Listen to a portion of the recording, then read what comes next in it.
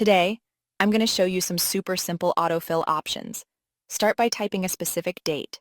Type 01/01/2023 in a cell. Right-click, select Format Cells, and change the format. Grab that little square in the corner and drag it across. Boom! Your entire sequence of dates is there. Next, Weekdays. Select Autofill options again, select Fill Weekdays, and watch the magic happen. And for months, select Autofill options, select Fill Months, and voila. Finally, Years. Select Autofill options, select Fill Years, and here we go. So go ahead, give it a try, and impress your coworkers with your new skills. Thanks for watching. Don't forget to like, subscribe, and share for more office hacks. Happy typing!